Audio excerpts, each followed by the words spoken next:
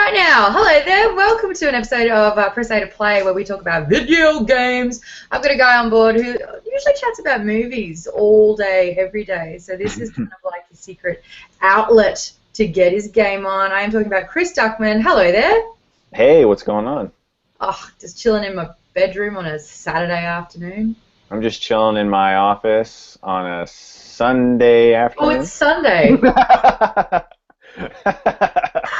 That's the kind of weekend I had. Look, I was at PAX South over the weekend, and there weren't too many games set up there, but I did get hands-on with a couple of indie titles, and I have noticed a recurring theme. Everything's already been done 7 different times already.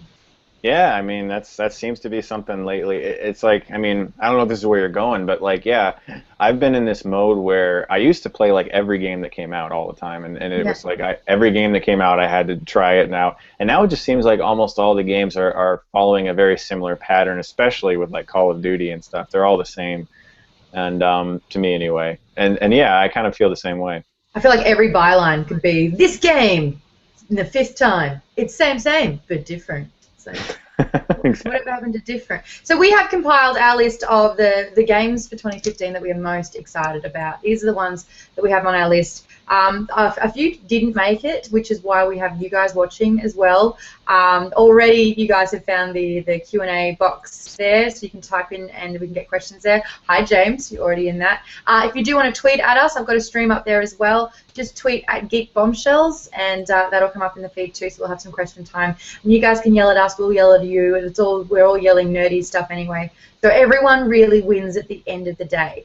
So let's kick things off with our list. There are 3 games. We kind of sent each other a list of games that we were most anticipated for, and 3 games overlapped. So we're going to address those games first, because these are the ones that are closest to our heart, obviously. Let's kick things off with Arkham Knight. This is the next game in the Batman series. It doesn't follow on from Origins.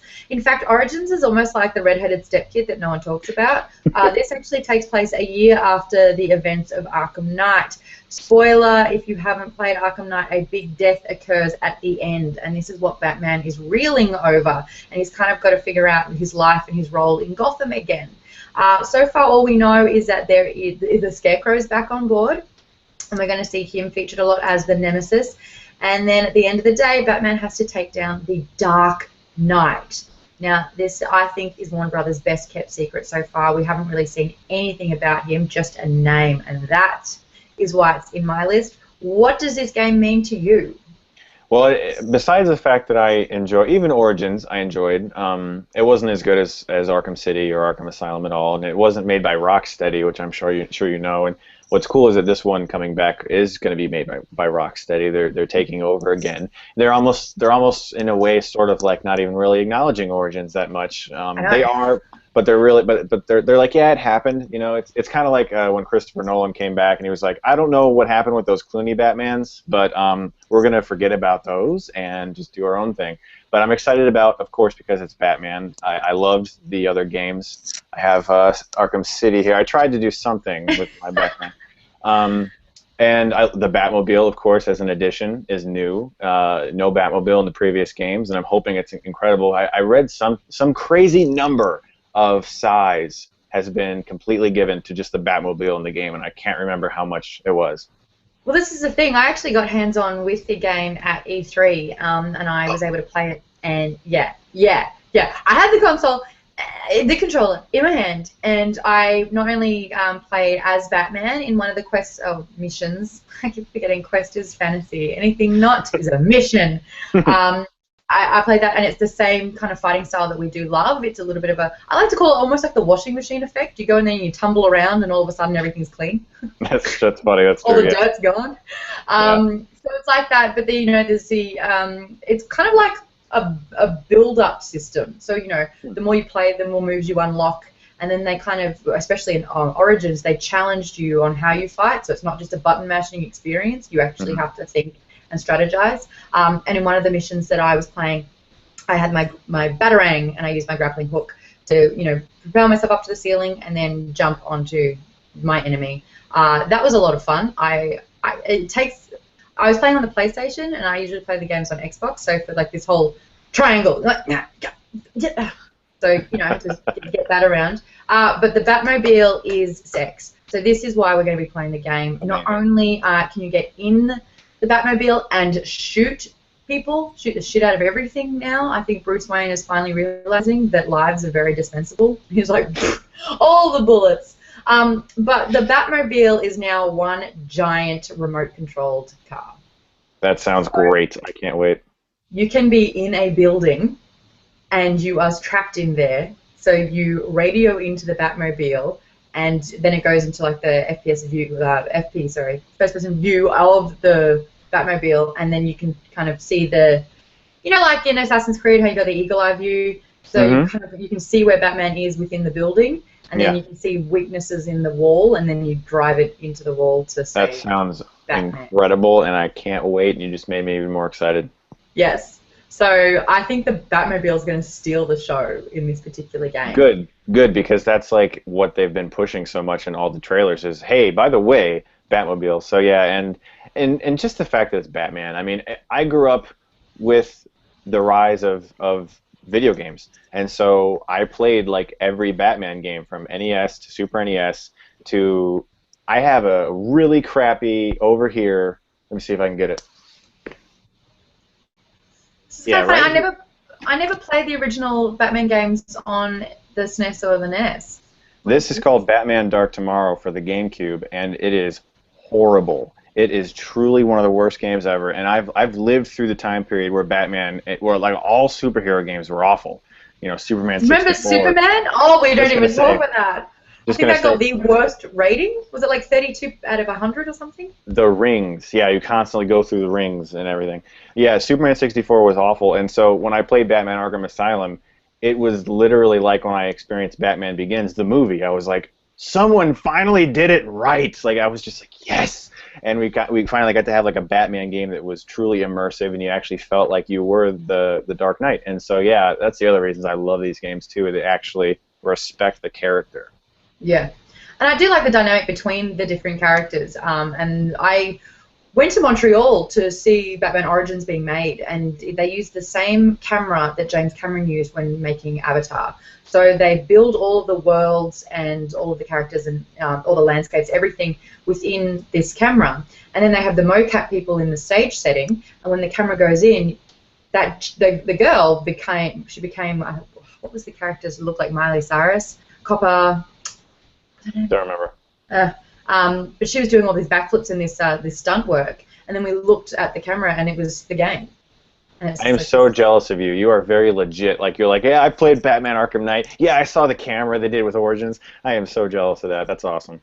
It was nothing short of spectacular. So knowing that this is and that's an expensive camera. Like, they put money behind that. So knowing that this is the kind of technology that they have, keeping in mind though that Origins wasn't done by like what we said, Rocksteady. So we don't know if they're going to implement the same things. But at the end of the day, Knight and Asylum look better than Origins as well. Definitely. We do have a release date for that one. It is going to be June 2, and I think that's a worldwide release. Awesome. Yeah, all right, so that's Batman Arkham Knight. Is that in your list? Let us know. We'll be chatting reasons why you like that, why you don't. Any questions for us, also hit us up. Next in our mutual love of the most anticipated games is Battlefront 3 Star Wars. You and I, we bonded over Star Wars. That's kind of how we met. Definitely. Star Wars for me is, I've played those games. Every Star Wars game that's ever been made, besides a few of like the early Atari ones, I've probably played them. Even when I was a young kid, I used to seek out the various Star Wars arcade games that I could only find in actual arcades or movie theaters, and I try to play it. And I lost quite a bit of quarters doing that. But yeah, I mean, any Star Wars game for me is anticipated. I was looking forward to, what was it, Star Wars 1331 or something like that? Yeah. I thought it was 1313, if I'm not mistaken. 1313, yeah. But then LucasArts and Lucas Games, or what is it, Lucas Interactive, they all kind of dissipated. Yeah. They was and canon wasn't just for Star Wars. Canon was kind of like on anything that George Lucas ever did. So, well, not in the sense that now Disney owns it. So. Exactly, but yeah, I mean, I've loved Star Wars games growing up. I have so many of them on 64, GameCube. I have some on the Wii. You know, And I love the Battlefront games too. And I remember the first time my friends and I played them, and we were like, "This is incredibly awesome," because you could just take control of stormtroopers or clone troopers, and it was very addictive. I played that game too much, both of them. And so the fact that we have a new one on a next-gen system, I watched what little bits of footage they've released. I haven't seen much else, but I'm hoping it's. Did you see the AT-AT giant foot go up? It's going to be great. I really hope they do it right. This is the thing. I got an inside word from someone whose brother works at EA, and apparently there is a team dedicated just to research, because they know that anything that's released now becomes part of canon, and they are so worried about the diehard fans, because that is one thing about Star Wars. The fans are so meticulous and will absolutely tear everything apart. Yeah. Like, there was 88 seconds of a trailer released, and you could probably count about 40,000 or 400,000 hours of content on the web dedicated to 88 seconds of footage. So imagine an entire game. So these guys, they're watching all the Star Wars podcasts. They're they've got their finger on the pulse of anything Star Wars related, because they want to know what the fans are anticipating, so that they don't disappoint them. That's good. That's good. I'm really glad. Yes, so am I. And this is the thing that we keep saying, like, you know, when you played Batman, these particular games for the first time, you're like, they got it right. They gave a shit. And I think that's what's happening with Battlefront this time. There's just so much riding on it. It is going to be out and released on all the current gens, and they're going to tie it in with a film. I hope it's not like a lot of the movie versions of the games. They just don't work. They never have. I want this to borrow an aspect of the movie and it have a standalone feel. What do you want? That'd be great. That'd be great. Yeah, I mean, there's a novelty to those. There's tons of games out there.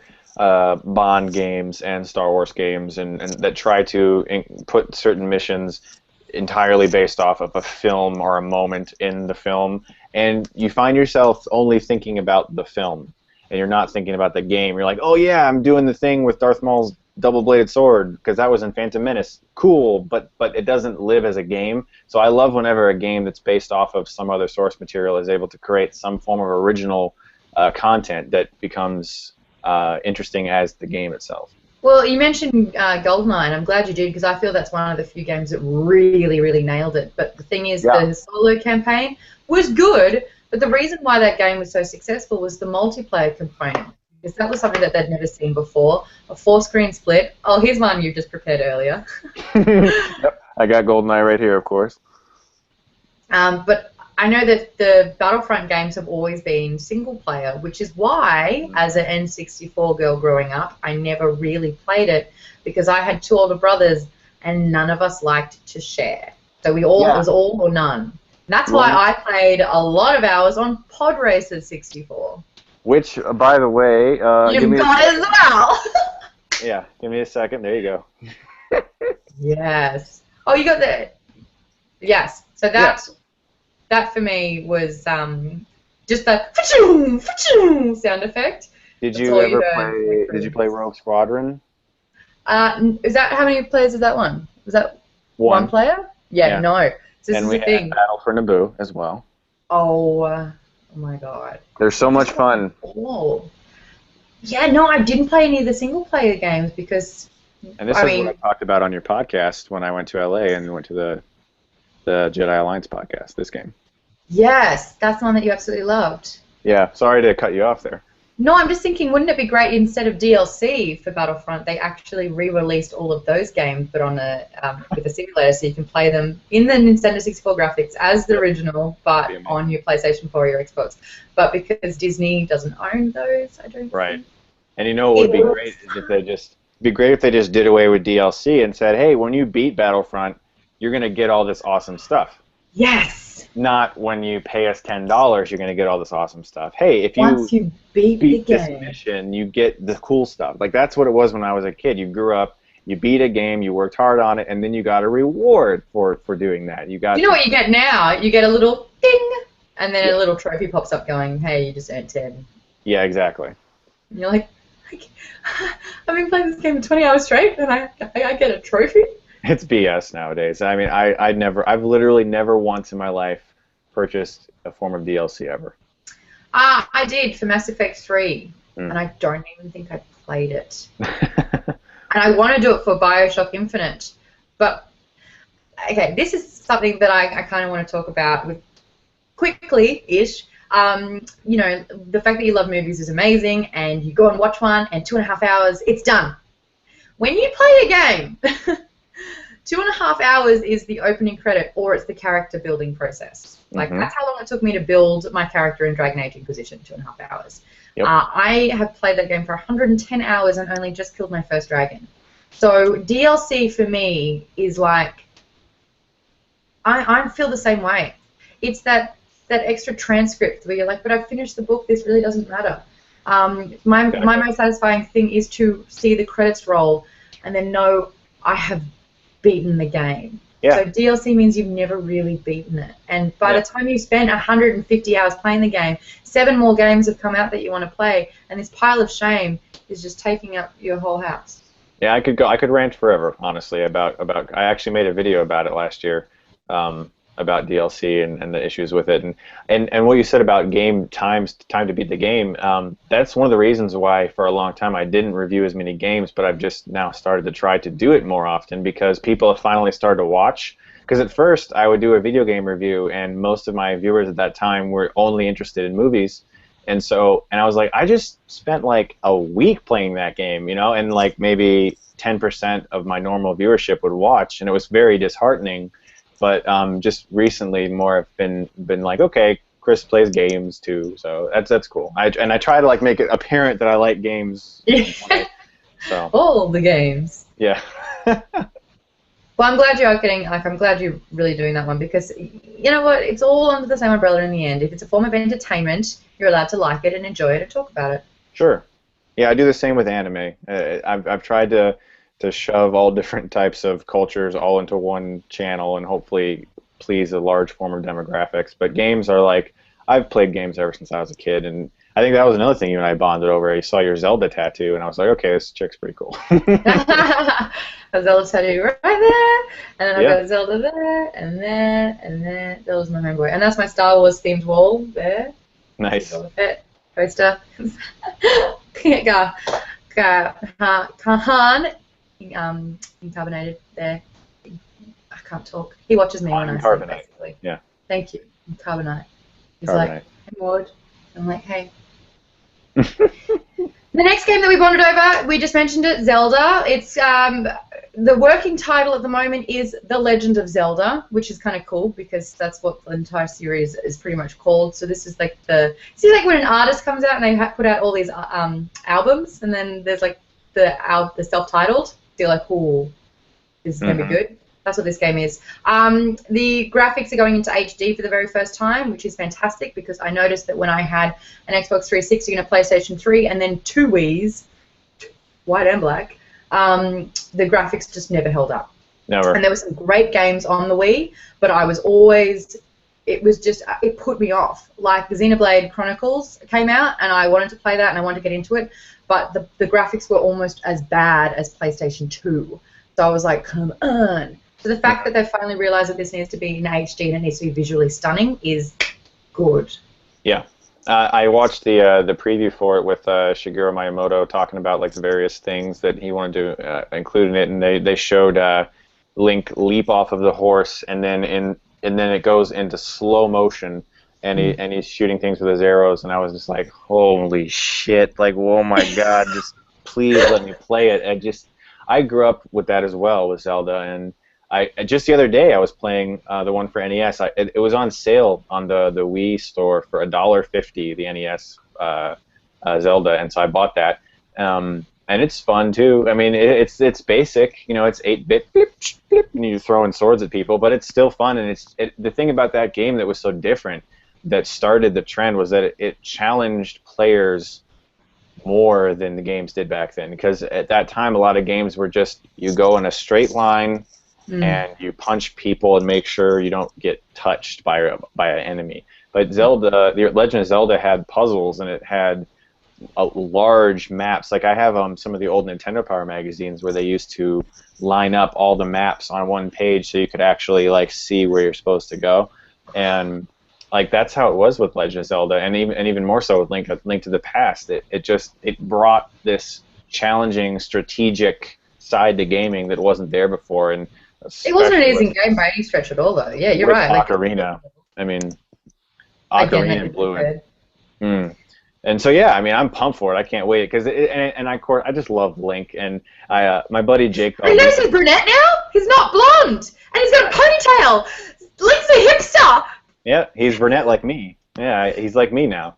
But my buddy Jake Baldino, who runs Because Video Games, the YouTube channel, him and I joke all the time that Link is just probably a really angry person because the only thing he ever says is "Nah!" That's all he ever says, over and over again. "Nah!" So he must be really angry. He gets bored as well. That's my favorite thing about Zelda. Like, you know, if you just kind of walk away from the 64, he'd be like, You're like, yeah, I'm sorry, I'm boring you there. If you walk away from Super Mario 64, Mario will actually fall asleep, and you'll just go like, and fall asleep on the ground. Well, they've got worlds to save and princesses to rescue, so. For this one, though, did you notice the bow and arrow and the bomb in it? Like it's almost like they fused the tip of the actual bow. When he went into slow-mo. Watch it again. It looks incredible. I think we're going. Watch it again. It's almost like you can get different arrow tips, you know, which we've seen in Arrow, the DC series, and we've seen Hawkeye have as well, and bloody Hunger Games. Katniss has different types of arrows as well now, so it's a recurring theme. But I think they're going to be doing it, which is great. I loved Twilight Princess on the Wii. I did not like Skyward Sword. Skyward Sword was disappointing. I agree, because I played Twilight Princess and I started playing Skyward Sword and I was like, okay, but then I just stopped like an hour in. I had exactly the same thing because I hated Zelda in this one for the first time. She was a giggly little girl that was like being sold off to a man, and I was just like, what? How are we going backwards with her development? And she had a red nose and it always looked like she was going to sneeze. Yeah, Skyward Sword was disappointing for a lot of people. I mean, and it's strange because usually the Zelda games have like flawless gameplay controls, and this might have just been my idiocy, but I spent half an hour trapped in a hole trying to swing my way out of it because there was like this minute little split-second area where you had to let go of the rope to get out, and I just couldn't do it. It took me half an hour, and I felt like a noob, but I don't know, like I've never had problems with that before, but with Skyward Sword I encountered that a few times. Yeah, I don't think it was the better game, but in saying that, we haven't seen Zelda in this game. In fact, we've hardly seen anything. We do know that it's very, very open world, and that seems to be a recurring theme at the moment, which is going to be open world. Metal Gear 5 is going to be open world. Uncharted's open world. So it's these huge, big areas.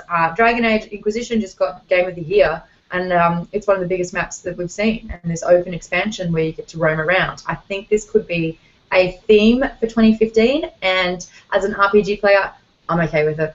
And the problem is, they're going to start competing for who's got the bigger map, who's more open than the other. It's like, I have a thing with open world. Like, I like games that tell me where to go. Like, I like being able to walk in a room, there's 3 doors, 2 of them are locked and the other one isn't. So I'm like, okay, I should go in that one.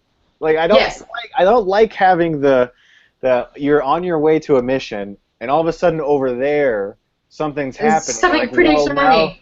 Now I feel like I have to go over there. It's like I like having a mission, you know? I mean, I'm fine with open world. Like I played Dragon Age, not as much as you. I didn't play the whole thing. I didn't review the game for that reason. I actually got like, oh my god, this is so long, and since I didn't finish the game, I didn't review it. But I played a lot of it. I made the character look like my wife, so I played as my wife. And so whenever I was killed, it felt oddly sad, and it was like, you know, I was like, oh no, I killed my wife. I'm sorry. I liked it though. It was great. It was just so fucking long. So, I think that's what we're going to see. Well, I mean, when you think about it, like in the last 5 years, there keeps popping up the same games that have been the most successful. One of them, Skyrim. And I think a lot of people are borrowing from what was great about Skyrim. Now, on the Skyrim note, I did like Skyrim, but the previous games I didn't. I played Oblivion and had the same thing. Like you, I love linear progression. You unlock things. It's like if you do that, you'll gain the experience to move on and, you know, get a skill that will then unlock that. I am the same way. I prefer that. And Oblivion was like, there's the world. It's all open. You can do whatever you want. Go. And I was like, no. Yeah, I'm a little person. I can't do this. I'm not big enough for this. Why don't you tell me where to go? I'm ready to listen now, Naggy. Where? Yeah, So, yeah. Hey, that's what's happening in that particular side of things, which is another conversation with the Final Fantasies, because it's not going to be on a lot of people's lists because they haven't announced when it's coming out, and it's probably going to be pushed back to 2016. But the difference between sort of like the original Final Fantasy, like 12, and was huge in open world, and then you had 13, which was linear progression, and now we're back to 14, which was open world, and 15 is going to be even bigger and have a modern twist. But that's not on the list, so let's not get bogged down. Zelda's only going to be single player, and this will be the game that means I buy a Wii U. Do you have a Wii U? Of course. I'm telling you, you have to get one. Listen, I love it. I love it. I love it. Now, the thing is, I've played, at first I was like, this is okay. Then I played Pikmin 3. Then I played Super Mario 3D World. I played, oh my gosh, Bayonetta 2. Oh, you did a review on that one, I saw, yeah. And but my favorite game of the year is Super Smash Brothers. My favorite game of last year is Super Smash. I actually have not stopped playing it every single day. Who do you play as? I don't have a main. I'm good with a lot of people. Yep.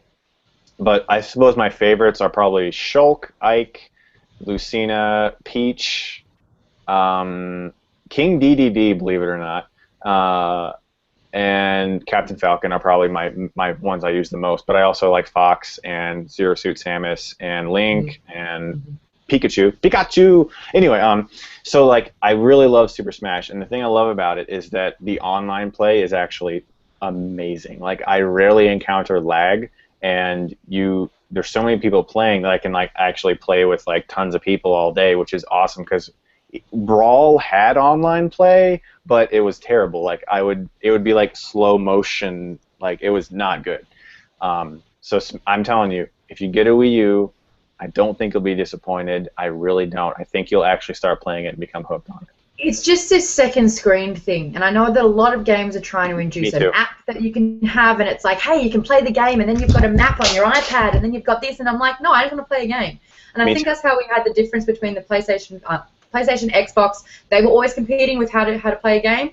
And then when the Wii came out, it was like, whoa! And then PlayStation was like, oh, we'll try that with the Move, and it bombed. Yeah. So Wii's just in a league of its own where they're doing their own thing. I think that the last 2 years they've kind of been left behind, especially with the Wii U sales and the games that they had they opened with.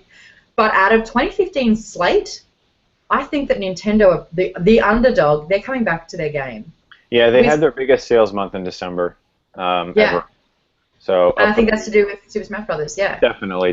But I mean it though. Like I had the exact same worry. I was like, I don't want a second screen. In fact, it's what kept me from getting a DS until just a few months ago. I finally got one on Black Friday. Come on. And I really enjoy it and everything. I love it. But like, oh, cool. Yeah, mine's blue as well.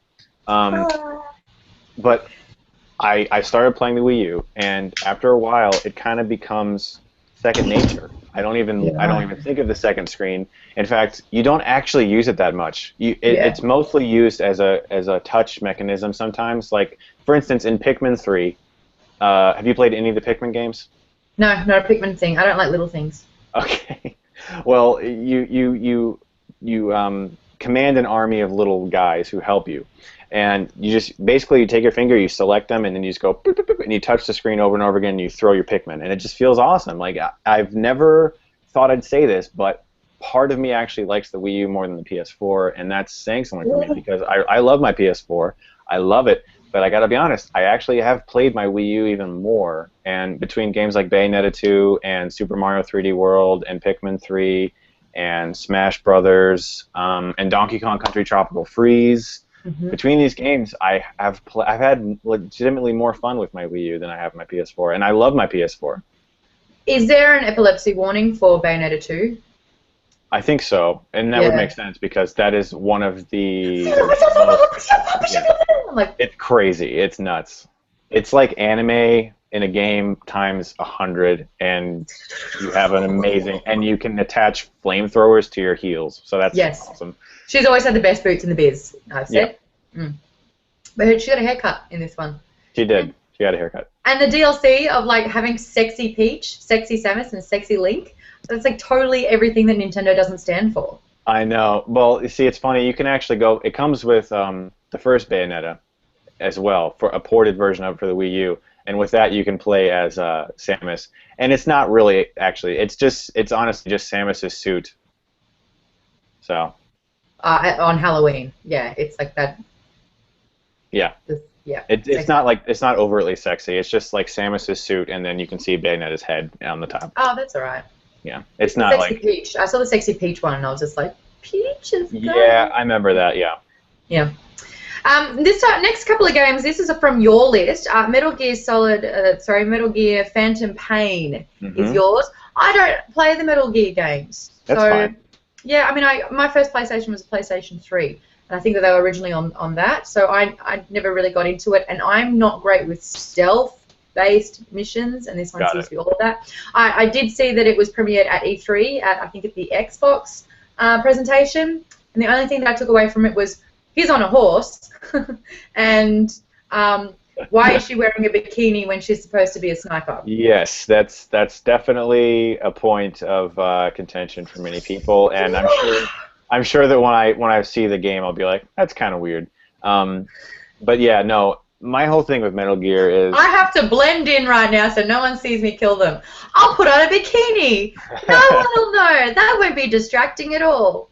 It is kind of stupid. It is. I'm not gonna defend that at all. It's stupid. But what are you loving about it? The box is back, and guess what? There's a babe in a bikini painted on it. All right, I'll stop. That's okay. No problem. The first Metal Gear Solid game, well, technically the first Metal Gear game was on NES, and it was called Metal Gear, and the second was called Snake's Revenge, also on NES. And then Metal Gear Solid happened on the very first PlayStation. And this was the first game that I ever played that I realized that games could actually be art. And I suddenly started to take games very seriously, and I looked at them differently, and I was like, wow, you can actually get invested in characters. There's a great story behind it. And I've liked all of them since. Technically, I would suppose 4 is probably the best one in a technical way, but Metal Gear is more close to my heart, so Metal Gear Solid. But I played Ground Zeroes, and for what it was fun. It's basically a 2-hour preview of what the game's going to be like. It's like a prologue, and you get a touch of the gameplay, and it is not it's actually less difficult than some previous entries. You can tell that in a way, just ever so slightly, he's dumbed it down a little for some of the modern audience kids who want their games to be easily digested, you know. But in all honesty, I'm just excited because it's a new Metal Gear game, and I've loved every one of them. And every single one of them, except for Metal Gear 1, does have a stupid, unnecessarily sexily dressed woman. But this newest one's definitely the most overtly like, hey, look at me. So I don't know what that's all about. And trust me, I've read plenty of comments of complaining, and so I feel you on that. And I'll probably mention it. It's kind of refreshing as well. Yeah, I'll definitely mention it in my review. I'll be like, this is kind of stupid. But yeah, I would suggest if you ever get the chance, do you still play GameCube or have a GameCube? Or you have a Wii, right? 2 Wii's back in Australia with the GameCube. Never mind. And my lightsaber collection back in Australia. The ports are different. So. If you mentioned graphics, I was going to say trying the updated Metal Gear called Twin Snakes, which is Metal Gear Solid except with GameCube graphics instead of PlayStation graphics. And it's pretty awesome. But yeah, I mean, I'm just excited because, yes, the game has stupid female characters. It does. The way they're dressed anyway. He always has very intriguing female characters, but the way he dresses some of them is pointless. But he is a really good storyteller. And that's what's important in games. Yeah, his characters are amazing, and you can tell that he's way more into movies than games, which is funny because he makes nothing but games. But he, like, if you follow him on Twitter, all he talks about is movies.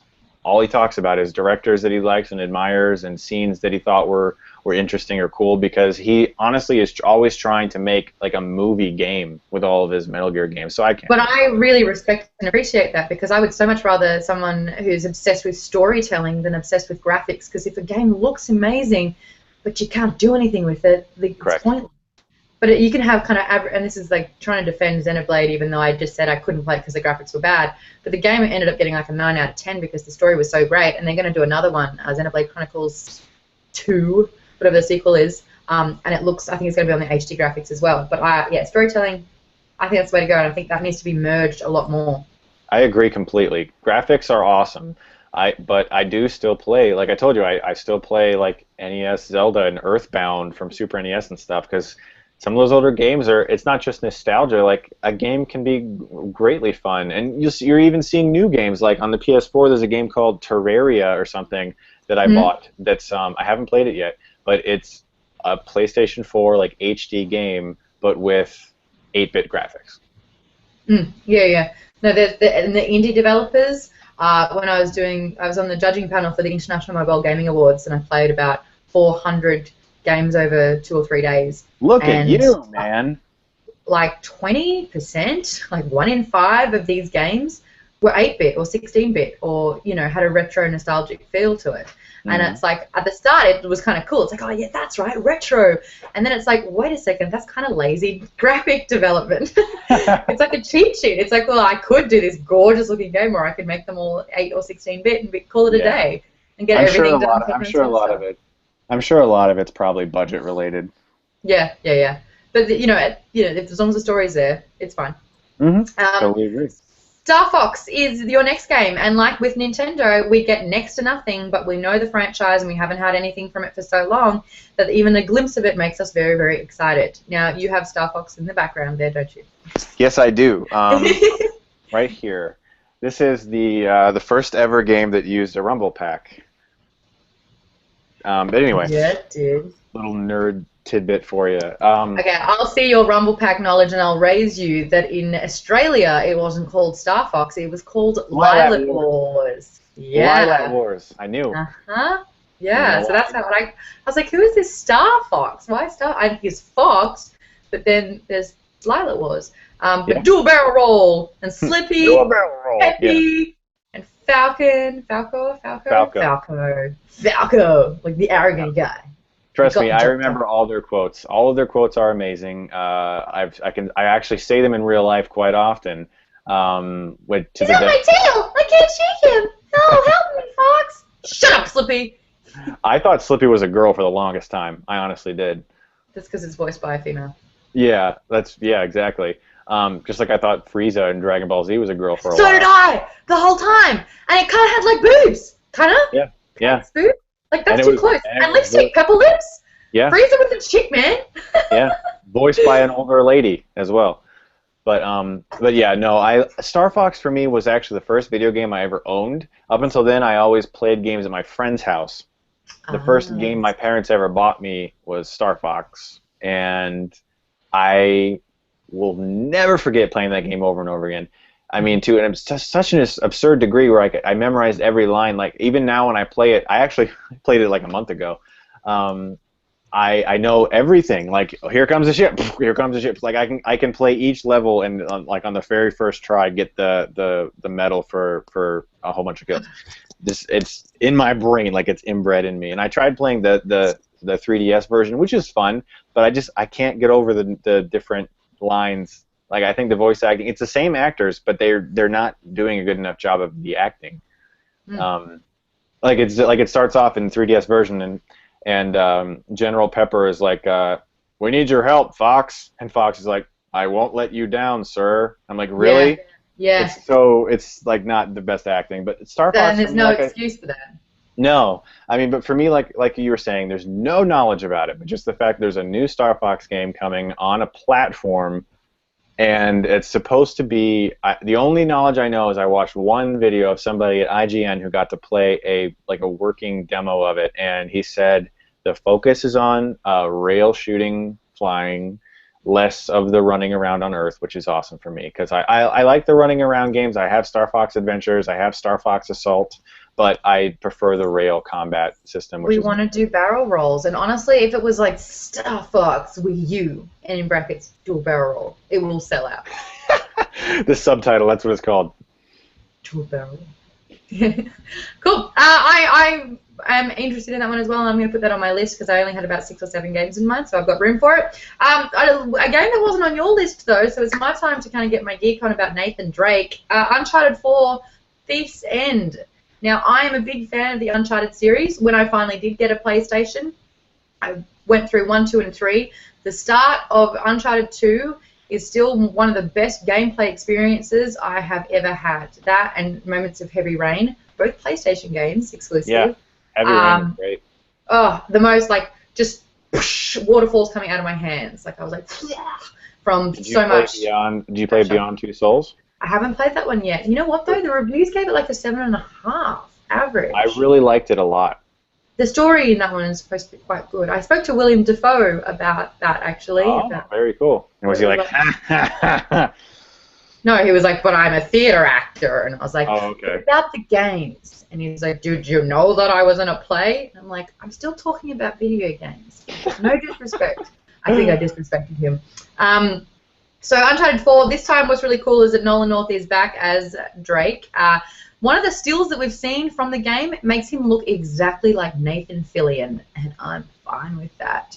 Troy Baker is going to be Sam, who is Nathan's older brother, which is hilarious because Nolan North is considerably older than Troy Baker.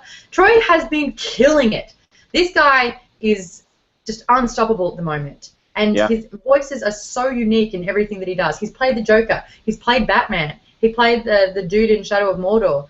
I couldn't even tell. So I'm very, very excited to see these two working together. I think that's going to be amazing. Again, it's open world, but the environments in this look stunning, breathtaking. I think this one will go head-to-head with the Rise of Tomb Raider. But like you, when you were playing Dragon Age Inquisition and your character looked like your wife, when I was playing a young and broken-ribbed Lara Croft, and every time she died, which would be often, I felt so sick to my gut, and it was me that was killing her, that I couldn't finish the game. You want to know the thing about Tomb Raider? I love that game so much. I have like 4 Tomb Raider action figures right up here. Let's see if I can get them. Yeah, there they are. Wait. But yeah, no, I love that game so much, and you're right about the death thing, because her voice actress was so superb, and when it would be like, like it was like the worst sound of death. I was like, no, and she'd be like impaled or something, you know, with a spike, and I'm like, that's horrible. But I love the game. I played the PS3 version as well as the remastered PS4 version. Whoa. And that is my like honorable mention game. And the only reason it wasn't on my list is because it's like a timed exclusive with Xbox, and I have to wait for PS4 or something for a longer period of time. Yes, you will. So that's wonderful, I guess. You just have to get all the consoles. No. That's what I just got a PlayStation 4. Yeah, I mean, you get a Wii U, honestly. I've got to get a Wii U. Yes, so Nathan Drake with this one, they've got more new toys, new storyline. The story is usually pretty good with this. They've always got a great balance between it being an action-adventure game, a third-person shooter game, sorry, and a puzzle strategy game. And I think that always provides a unique and different experience with gameplay. Dragon Age Inquisition has done that, a great balance between all of them, apart from the first-person shooter aspect. So looking forward to that one. I usually love the score. I think that sounds beautiful, it looks beautiful, and it plays beautifully. Naughty Dog, I think there's been a hiccup with what's going on with this particular game. I know that they had a voice actor drop out. Troy wasn't originally supposed to play Sam, and that changed over just in April last year.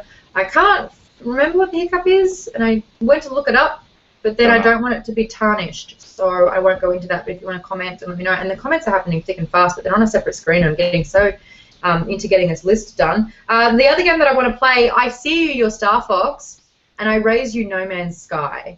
Now, this is the adult acid version of Star Fox. It is so beautiful. So it's going to be, again, a PlayStation exclusive. I think it's going to be PlayStation and PC, actually. It's an indie game. It's developed by a British company called Hello Games. This premiered at the PlayStation presentation at E3, and it was the little game that stole the show.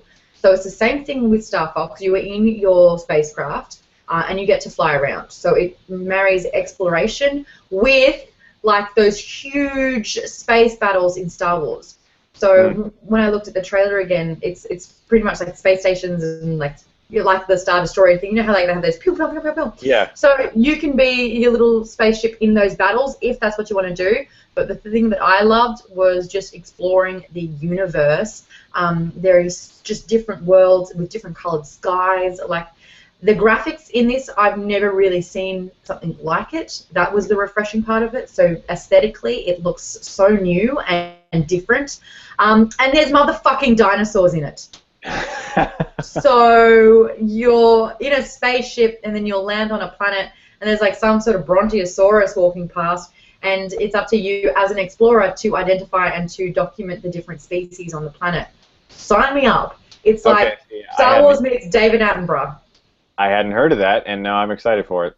Look it up. Actually, another game that I hadn't heard of, and then when I was doing a bit of research for this one, I'll put that in my honorable mentions, which we are not up to yet. But don't forget to remind me about Outcast. Outcast. The last game that I have, though, Witcher 3. Now, this is everyone's most anticipated game of 2015. Why is it not yours? Probably because I haven't played the first two.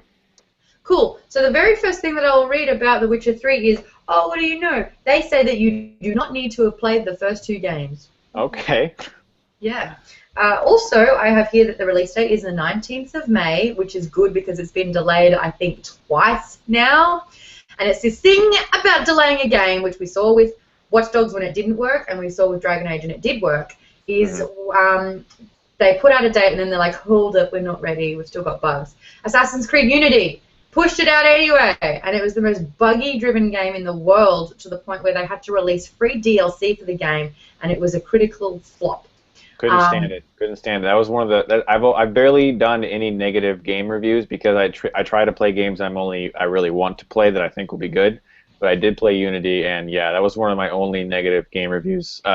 Game reviews that I've done. I did not like it at all. There was a moment in the game where I was following someone and they disappeared. They disappeared from the map entirely, and I was just like, "What?" And I had to reset. I had to reset the whole game because I couldn't, because the person I was following, gone from existence. There was another part where I was walking down the steps in this house, and the camera actually zooms up to the ceiling like fucking Spider-Man, and starts. And when I move the control stick, the camera is just gliding along the ceiling. All around the ceiling. My character is completely disappeared. I could move the control stick down, and then, oh my gosh, there's my guy on the other side of the fucking room, and then all of a sudden, like in a split second, it blipped right back to behind my guy again. I was like, this is broken. You just had an out-of-body experience. Whoa, man! Yeah, and it was great because I immediately went to the share feature on the PS4 and I went share, and I was able to actually show that footage in my video to be like, look, this is what is happening to people, and that's one of the things you were just mentioning about pushing back a game. Look, if your game is as fucked as Unity was, yeah, push it back, work on it. Because there is more forgiveness if it pays off. Absolutely. I like when I was a kid being able to go to a store, buy a game, and be like, this game's complete. This is a done game. And it more than likely would work fine, unless it was Superman 64. That's going to be more and more rare these days. So Watch Dogs, they pushed back, and the game ended up not being great. It just had no soul, no story, like no real grunt to it. Yeah, it was kind of dull. It borrowed a little bit too much from Grand Theft Auto, I felt, for a game that wasn't supposed to be about that at all. So I agree. With Witcher, I played it for about an hour.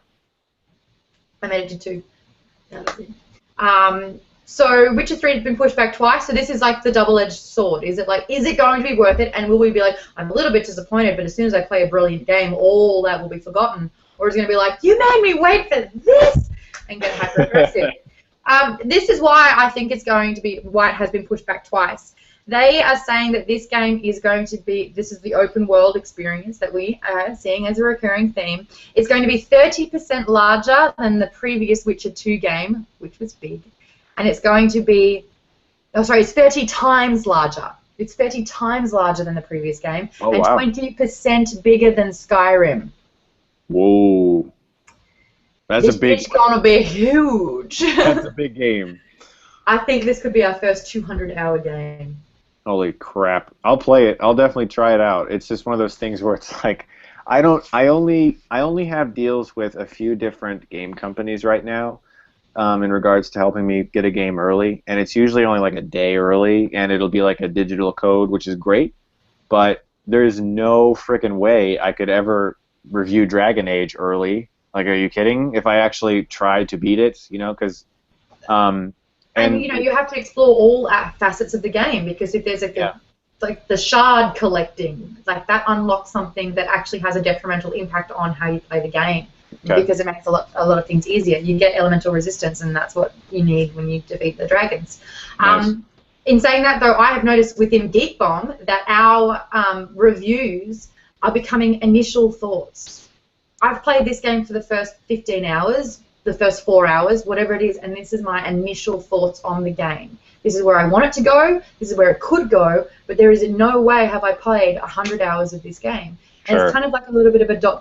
because you know, in these days you only really need the bait before you want to bite the reel and get hooked in. Yeah, with me, in regards to receiving games early, and another game that I wanted to talk about that's an honorable mention is I might be able to get a screener of Dying Light, which is actually coming out like on Tuesday, I think. Dying Light is the same guys behind, what was it? Internet, help me out. I'm not sure, but it's I'm not a zombie game though. I'm not into that, and I've already I've heard the sound effects for it, and apparently all the zombies' heads are made out of watermelons because that is juicy. Awesome. I'm currently playing Resident Evil HD, which is just came out on the 20th. Remastered, yeah. Yeah, I have the GameCube version right over there, and it's the remaster version of that, and it's great. I love it. I'll review that soon. That'll be my first game review of the year. But I like zombie games if the focus is not on the blood. If the focus is on the character and his or her situation and his or her exploration. I keep saying her because I always play as Jill Valentine in Resident Evil. Their exploration, their learning of the environment, and then the zombies are like that horrible thing you don't want to ever encounter.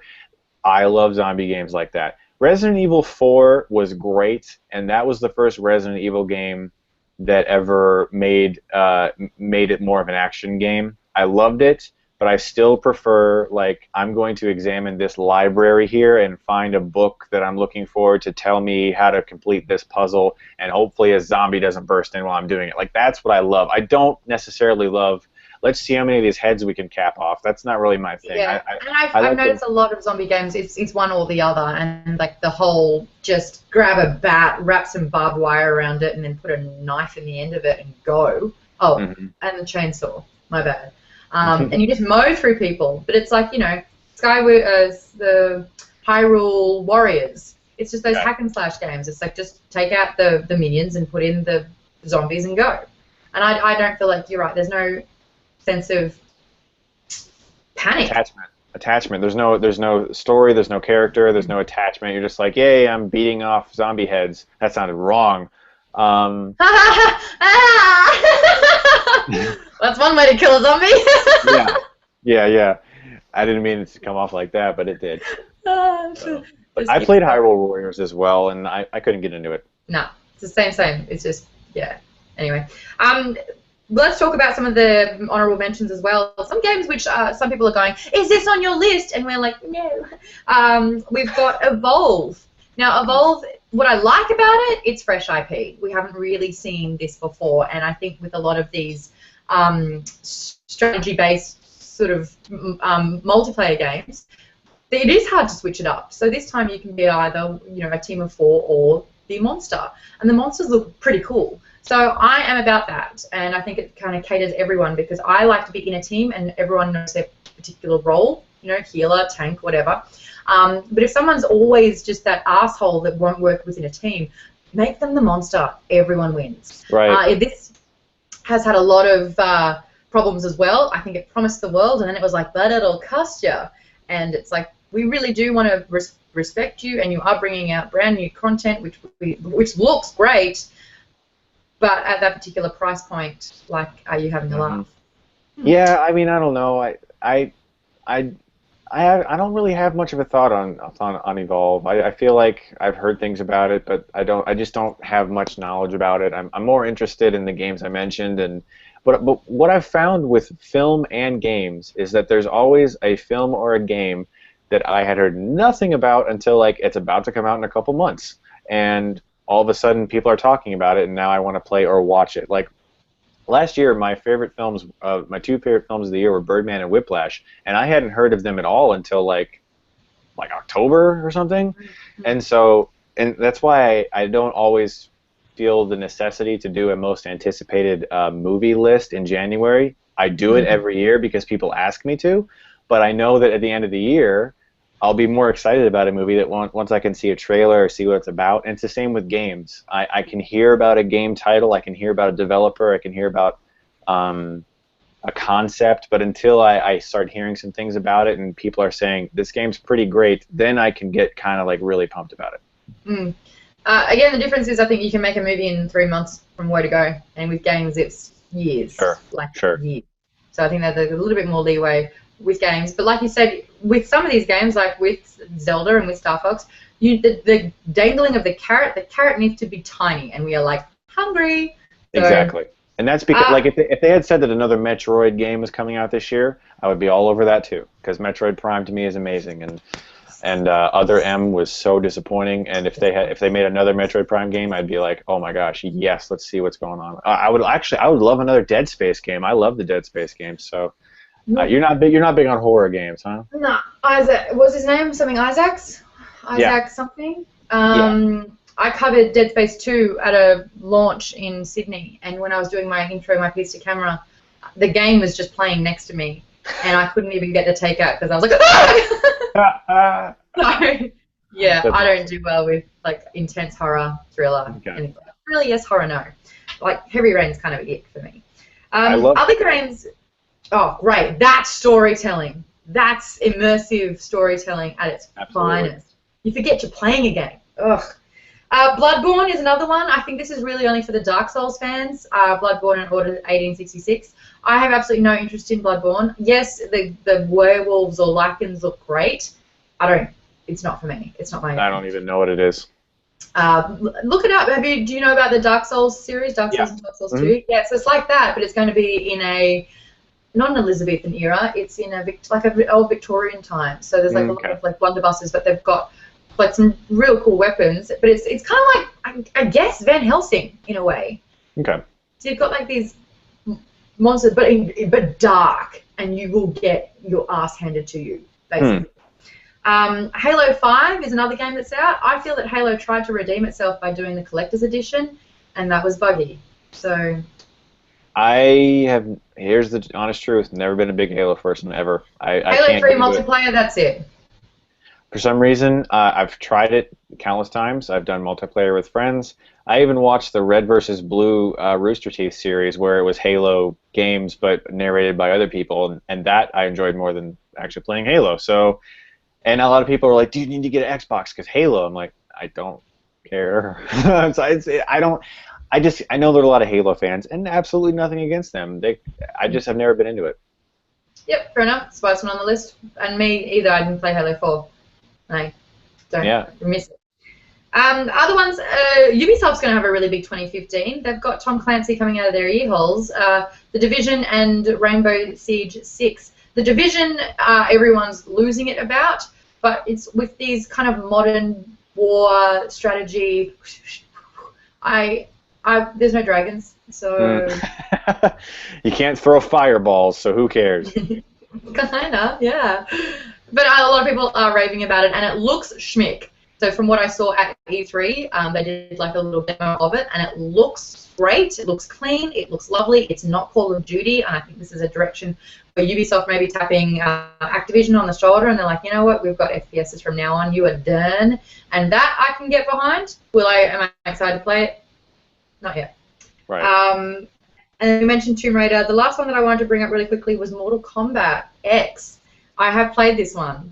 And it's kind of like Injustice, where it's fun for about 2 hours. It's just like, you know, it's just those fighter games. It's the same thing, you know. You do it, you test them all out, you figure out who's the best one, you play it, you finish it, and you go, yeah. And you can finish it in about 7 hours. That's exactly why I like Super Smash, because for me, the Super Smash games defy all genre conventions when it comes to fighting games. Because I have Injustice, I played it, it was cool, I liked it, it was fun. And Flash was the best player, do you concur? Flash? I was best with Flash and Aquaman. Okay, yeah. But yeah, no, it was. I enjoyed it. It was fun, and even with the Mortal Kombat games, they're fun. But I can't get into them to the point where I'm into Super Smash, and a lot of that is just due to the fact that the mechanics of Super Smash are so different from most fighting games, and just one specific element, the shield element, in Smash is so different than it is in fighting games. Because in most fighting games, if you hold the reverse of whatever you're facing, you'll block forever. In Smash, there's a button, you get a shield, and it can break, and if it breaks, then you're vulnerable for like 10 seconds. And just that one little aspect of the Smash games that changed just that one little gameplay thing of most fighting games made it a lot more interesting. The addition of rolling, of air dodging. There so many things about Smash make it the best fighting game in my opinion, and I guarantee when we're done with this video here, I'm gonna go play Smash. Oh, okay, yay! Sunday night activities. You're right though. Like Super Smash Bros. It's always been like a battle royale. The arena's been there. There is the impending doom if you drop off. Like all those sorts of things. And there's a threshold of like the percentage. Like when you hit a certain percentage, like you've got enough damage. All those sorts of things make it amazing. I think that Mortal Kombat X is just like Injustice, but instead of DC characters, it's Mortal Kombat characters. What Mortal Kombat knows that it does that no one else has is extreme graphical violence. So Mortal Kombat, yeah, and Mortal Kombat, the first thing is like I want to know what all the finishing moves are.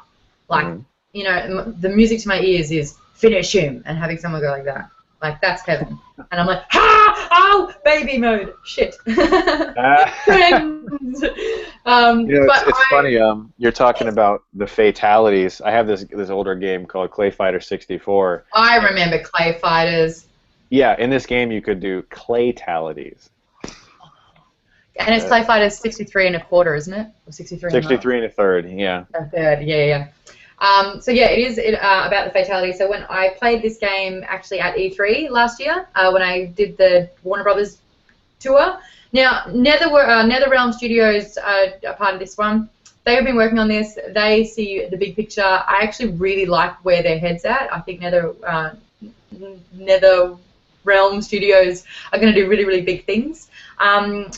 There is an addition of a character who is the actual child of Sonya and Johnny Cage. Oh, nice. Yeah, they bred and made her. And her fatality, I don't know if I want to spoil her fatality, but basically if you're a guy, you're going to go, oh! I think I know where you're going already. Yeah. Anyway. Oh, that sounds awful.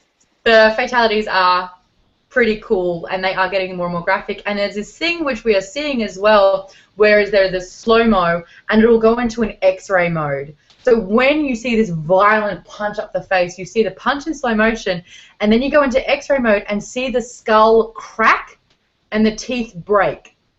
So you can actually see the bone damage that's being done. And like, yeah, so that's kind of cool. But that's the thing, like once you've done... Our next generation of kids are just going to be like the most violent people on the planet. Yeah. But I didn't rip their face off with my teeth. Right. But yeah, it's a thing where you'll try every single character out, you'll know their fatalities, you'll know who works best, and then you'll be like, that was fun. And I think that's what these two-player fighter games are supposed to be. And I didn't mind Injustice, and I don't think that this one will be bad. It just doesn't make the list. So let's wrap things up and hit it over to the questions, which they have been coming through. We just got so distracted. Expectations we've got here for Easy Chair reviews.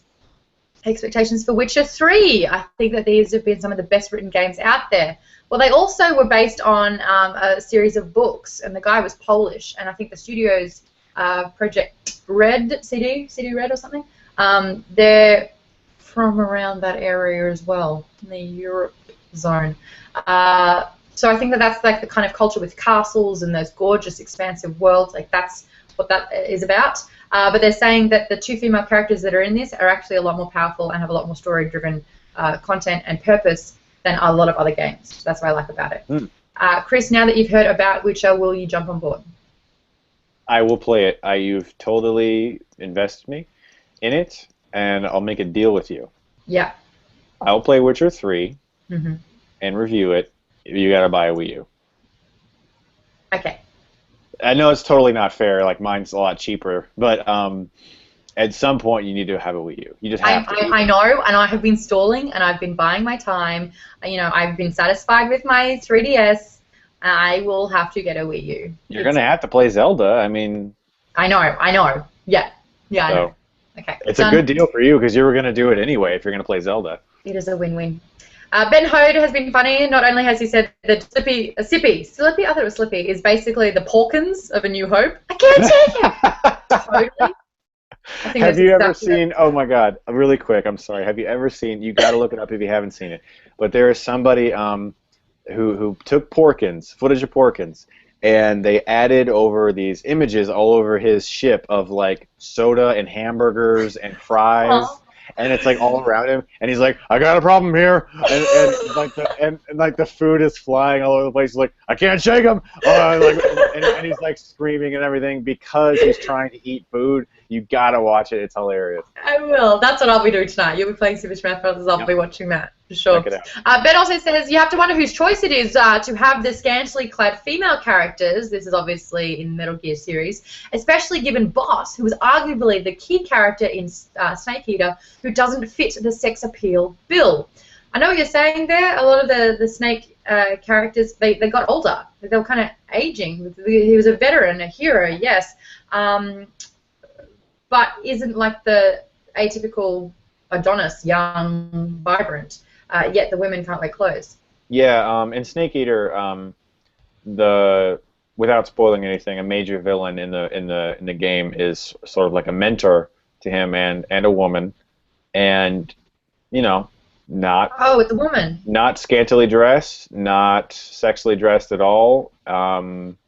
Total fucking badass though, and one of the most compelling characters in all of the games. So it's strange because it's like you play Bayonetta and you expect it. Like you expect it to be over the top and sexy, but she uses her sexiness as a weapon.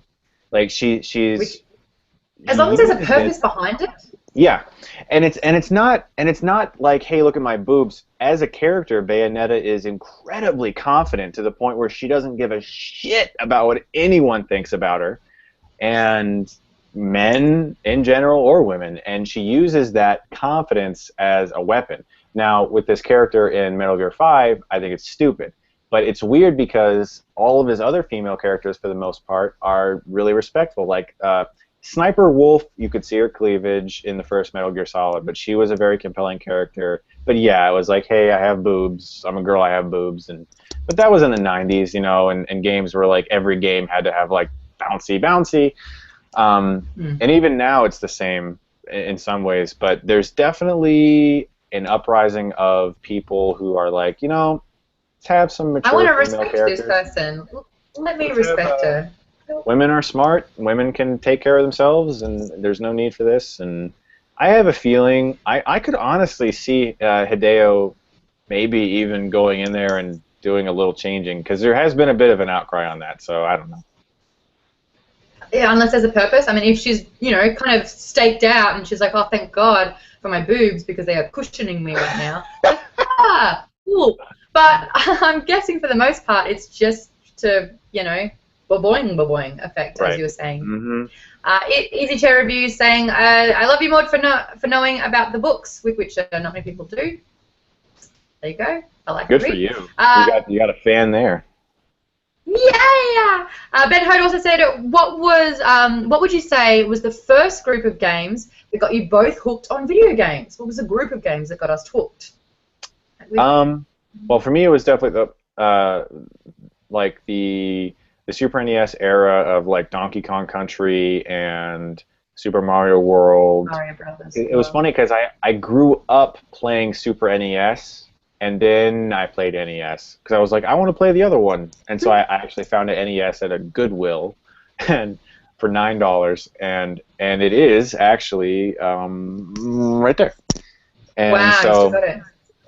Yeah, and so those games were like, okay, games are really fun and cool, but they were kind of just like I would go to my friend's house, we'd spend the night, we'd spend hours playing various games, but it wasn't until like Super Mario 64 where we were like, holy shit, like games are amazing, and from then on it was like just. What was the first perfect game? Metal Gear Solid. Oh, that was for you? Mine's Ocarina of Time. Ocarina of Time is incredible. I think I played Ocarina the same year I played Metal Gear Solid. Oh, wow. So, okay. Good to know. Yeah. Metal Gear Solid. James. Go ahead. It's fine. It's everything for you. Oh, no, I cut you off. I didn't know that meant so much to you, though. So that makes a lot more sense that this would be a game that you are into. Like, in a deep way. Yes. But not in a rubbing the heads off zombies way. Right. Whatever that was. James were just correcting us when we asked who was the character that looked like Miley Cyrus in Batman Origins with the blonde hair. Copperhead. Ding, ding, ding. James, you get 10 points. Well done. His top 3 games are Arkham Knight, Uncharted 4, and Rise of the Tomb Raider. Arkham Origins was a prequel to Arkham Asylum, and it was fun, but City is the best so far, he says. Taking things over from the Twitter account, we've got Johnny Albertu who's saying that the X-ray moves was in the last Mortal Kombat game as well. I kind of think I remember that, but this time they're going slow-mo. I don't know what else is happening in this particular game. Johnny B445 said, Mortal Kombat was the first game that I played on the PlayStation. Woohoo! Nice. That's fun. Kingdom Hearts 3 better be on that list, Maude. Oish. I have not played a Kingdom Hearts game. In fact, the game confuses me because it combines Disney with, like, anime. I bought the first Kingdom Hearts for my wife because she's a big anime and Disney fan. And, so it makes sense. Right. And she played it for a while, and she had fun with it, but she had a lot more fun with Ni no Kuni, which is the Studio Ghibli game for PS3, which was really cool, and it felt like playing an anime game, like you were in an anime. And Studio Ghibli actually animated a lot of sequences with original anime content.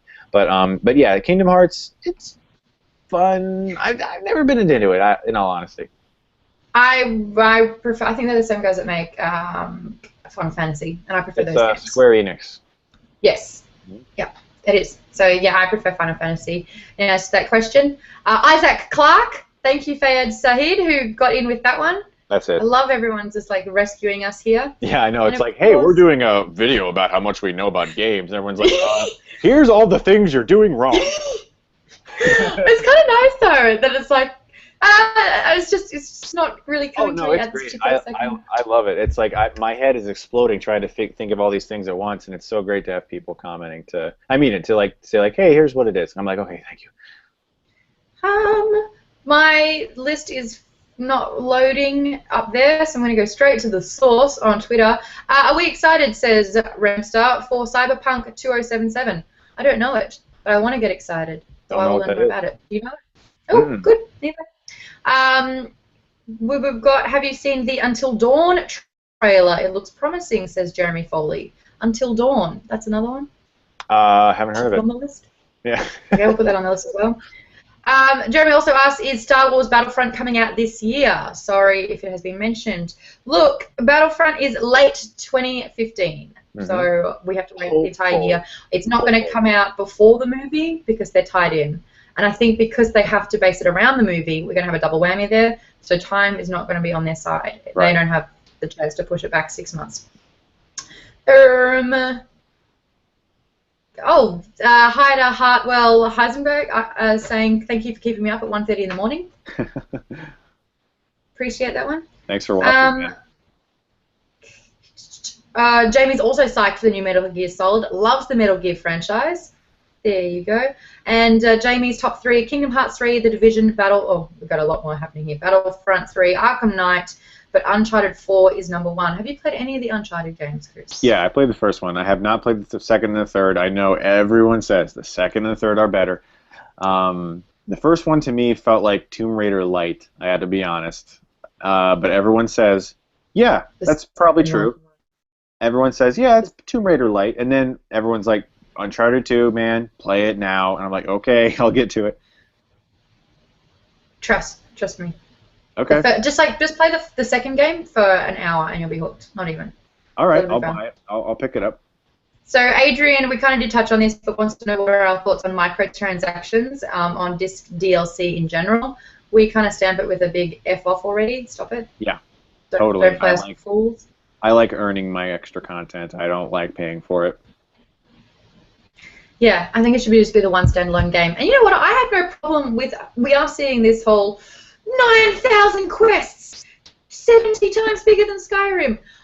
Like, I mean, I kind of just dissed Injustice and Mortal Kombat X, but at the same time, if I can play a really great game for 12 hours and, like, it was satisfying, it looked great, it was flawless, and it's done, I'm going to be okay. Like, oh, God, that was fun. If it's just half the price. When I sat down with Dragon Age Inquisition, I was overwhelmed. Like, I started playing it, and I was just like, I've not done anything, and I've been playing this all night. Yeah. I mean, and it was just like, holy shit. Like, it took me an hour just to make my character. Because there's so many things you can do. And with the quests as well, you do one, and 2 more spawn from that, and you're like, I'm not... I'm making this worse. It was overwhelming for me, but an amazing looking game, but it truly was a point where I was just like, I have 2 more games I said I was going to review, and I can't do that when I play Dragon Age. I hear ya. The time, being a gamer, it's actually kind of hard these days to be like a good gamer and play everything. So I announced, I'm going to review 3 movies this week, and I'm also going to review a game, and I'm doing this anime review. Oh, and I'm also married, and I have a family, and I have 3 pets. It's like, after a while, I don't have time for anything anymore. Like, I was talking to my buddy the other day. Sounds gonna give.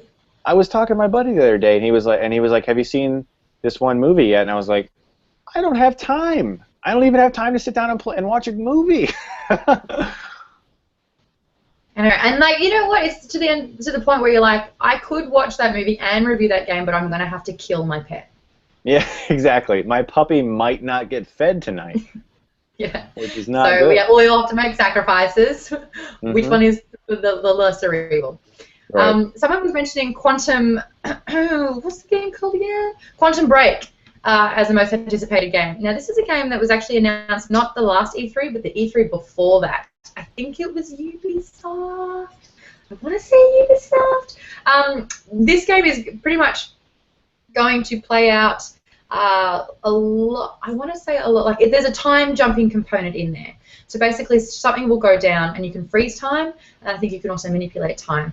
But the real cinch with this one is that there was going to be a television series played out at the same time. So when you watch the series, it'll give clues onto part of the game.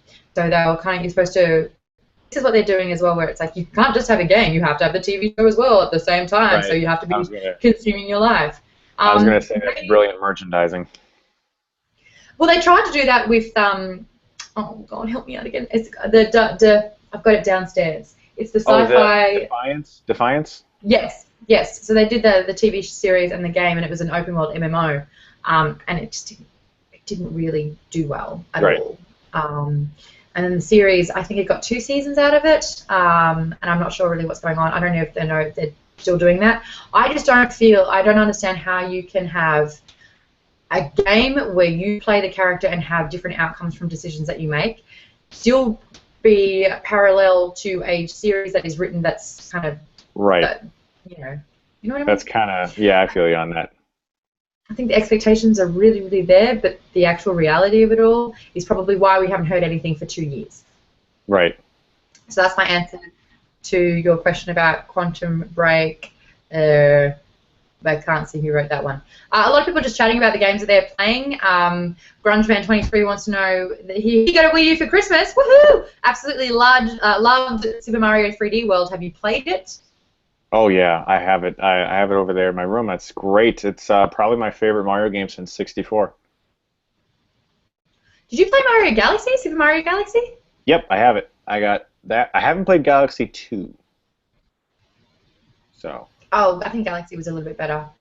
Okay. We have to explain to Timper really quickly, though, Timper 3, I don't understand this craze for the new Zelda gameplay other than nostalgia, because it doesn't look that good graphically and it doesn't have new gameplay mechanics. Of course, they're new in the Zelda series, but nothing groundbreaking. So what is our obsession with it? I think this is the fact that Link is the new Legend of Zelda. Well, I mean, the graphics aren't finished yet, so. But they are going to be HD. As far as the gameplay, we haven't seen too much. We did see, I think it's like the riding through an open world for the first time. I mean, we kind of had that with Hyrule, but this one seems to be a lot bigger. And in the trailer that you saw, there was this giant creature that is tailing you. Yeah. And then, like you said, he jumps off the horse, and then there's like an automatic arena for you to battle this giant monster with. We've never seen anything like that before, really, and that's not in a Zelda game, no. Yeah, so that's why. Temper 3, that is why. Fayed had also said the DLC is ruining gaming, but a few exceptions like Bioshock Infinite's Burial at Sea actually extend the story and they're worth buying. I was going to buy Burial at Sea, but it's the same thing. I kind of feel like I was done with the game. Have you played Bioshock Infinite? Yeah, I have. I enjoyed it. I don't fall head over heels for it for other people, but I enjoyed it.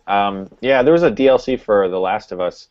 I think it was called Left Behind, and I almost considered buying it because it was my favorite game that came out that year. And so, but yeah, I just couldn't bring myself to it. I was like, I beat the game. I don't have to do it. It's like, I don't know.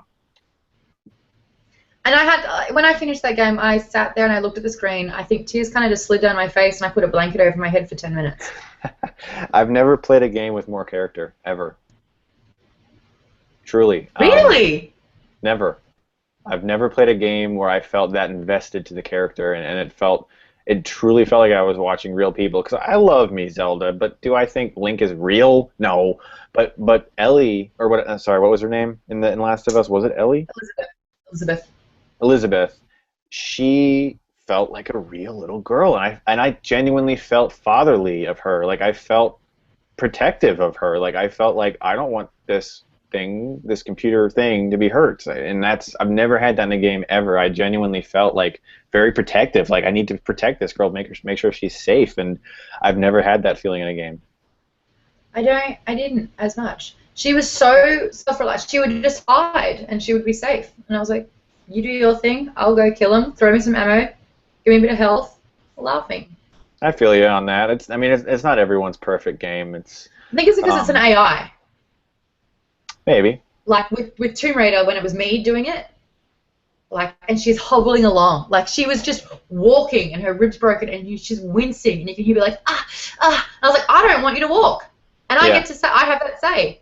So if you hurt, I won't let that happen to you. So I had more of a protective thing over Lara Croft in that. There is a part in Last of Us, though, where you do play as her for quite some time, and you have to hunt and survive and learn how to. When the main guy is injured, you have to then take over as her, and it was during that period where she was being hunted by this evil man, where I felt like I need to make sure this girl's safe. Like, I just felt that way for her, and that's usually not like that in games. Usually, if I die in a game, I get really pissed. I have to do that over again. Start again. Yeah. In The Last of Us, if I died, I was like, I just felt like, no, I lost everything. I think they're actually using that at the moment. It's like that emotional manipulation, because The Walking Dead, the Telltale series, there's a relationship between Clementine and, you guys will tell me, when they have to make kind of really detrimental decisions as well, and they're not biological father or daughter by any stretch, but they build on that relationship, and you have this urge to protect. So I think that's something that video games are teaching us. Definitely. We've got one last question, and then we'll call it a day. Shit, that's the time. Favorite Wii U game, preferably multiplayer. I do regular game nights with friends, Ben Hode asks. Now, Ben brings up a great point. The Nintendo is still one of the only consoles that really does invite a party-esque experience in the same living room. Yeah. So that you all pick up something and you can all play together. Because that's becoming few and far between with the Xbox and PlayStation, unless you want to play Just Dance like I do with Alicia. So what game can you recommend? First off, I would kill you guys in that game. Bullshit. Yes, I would. Just Dance? Yeah. Oh my god, we need to Twitch that. Next time you're in LA, game on. We will literally, we'll do a battle, a dance battle. Okay. Yes! Alright. Yeah, totally. Going down. I'm probably more self-conscious than you guys are, so that'll be the issue. We've Twitch streamed it, and we look like absolute dickheads, but whatever. Okay, good. good. As for party games, I said it earlier, I'll say it again, for the Wii U, Smash Brothers. It helps if you're good at the game, because I've noticed the most disheartening thing ever is when I play somebody who's not that good. They're like, I never want to play this again, because I just crushed them instantly. So it helps if you either have someone of your skill level there, or no one is really super competitive, and like if you never played it before is what I'm saying. But I actually had the opportunity. Is there a handicap setting? I swear there used to be in something. Yeah. They start off with like 30% damage or whatever. Yeah, there was in the previous ones. Yes. So, but I got to play it at a movie theater actually, because a friend of mine owns an independent theater in Ohio here, and he had a private party, and we had like 20 people there, and we played 8-player Smash on a movie theater screen, which was incredible. So yeah, it's pretty cool. Was that one of the best days of your life? Yes, it was, especially when I got married and played Smash Brothers on a movie cinema. Right, exactly, and like a couple of times that I had won, I won a few matches, and it was just so awesome to hear like surround sound theater experience, like saying my character winning. I was like, yes, it was like the greatest. It was awesome. There you go. So I'm going to get a Wii U. You're going to play Witcher. I want everyone else to write about their top 3, top 5 most anticipated, especially the games that we haven't mentioned. I was supposed to have a little chat about Outcast, which you forgot to remind me about. So super quickly, it's the new Blizzard game, and it's I want to say it's the Borderlands version of Blizzard's take on Borderlands. So it's like you've got your different characters that have their own unique abilities, and it's like a online, I think, multiplayer, I think, but definitely a co-op shooter game. And these, for the first time, they're not orcs, they're not elves, they're nothing like that. It's kind of like a sci-fi take on it in a way, and it's like that post-apocalyptic kind of sci-fi take. But the characters look awesome, and they have like these great personalities, and they all kind of bring something to a team. So I'm interested to play that one because I love Borderlands 2, but I didn't like playing it solo. I had to play it with other people. That is most anticipated games, including the honorable mentions for 2015. Chris, thank you so much for joining me. I had a great time, and I'm sorry if I appear bored. It's because I had 2 hours of sleep. So, yeah, but, we're pretty shattered. I'm doing my best. Thanks again. Where can people know how to check you out? But one more time, tell everyone. If they want to go to my YouTube channel, it's just my name, Chris Stuckmann with 2 N's, and enjoy the fun. And the next game that you're reviewing is Resident Evil? Resident Evil HD for the new HD remaster. I've been playing through it, and I'm loving it, and can't wait to talk about it. Sweet as! All right, let's have fun. Enjoy playing Super Smash Bros. Tonight. I'm going to do something else exciting, probably. Until next time, this has been Geek Bomb, and the bomb has been dropped!